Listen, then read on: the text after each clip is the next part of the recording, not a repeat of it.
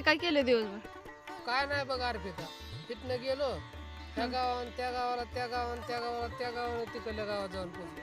पुन्हा तिथून तिथून असं सगळीकडनं फिरून फिरसे घरी आलं बघ. तुला 1 किलो जिलेबी घेऊन कळलं.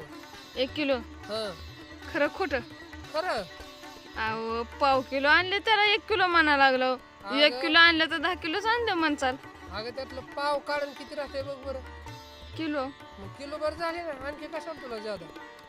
बरं मला सांगा, हा त्याला त्यातली सगळी जिलबी काढा हा आणि नुसतं कॅरे बघ घ्या, मग किती राहते बघा बरं? काय 5-7 ग्रॅम राहील तरी कमी. 5-7 ग्रॅम काय थोडी झाली आहे? हा पोट बरं घे तुझ्यासारख्या म्हशीचं. एक पावडरचा डबा येईल की तेवढ्यात. व्हायला का अर्पिता, तुझा मेकअपचा खर्च निघला असता का नाही? मग कशाला एवढा त्रास करून घेतला जिलबी आणली? व्हायला का मेकअप लावला तर माणसात मोठेपणा मिळते, तसं पोटवर खाल्ल्यावर काय मोठेपणा येतोय होय? अर्पिता तुझं ऐकायचं पाहिजे होतं अगं. हाय मग कुठं म्हणलो काय हाय का आता? मग काय आहे ते? लय शहाणा दिसतो की. मग मी काय अडाय काय? अहो बाया म्हणते ते हो, ती सांगते मी. मग पोटभर खाल्लेलं चांगलं का मेकअप थापलेला बरा ती विचारते मी. मेकअप थापलेला चांगला की थोडक्यात नाव कमावते.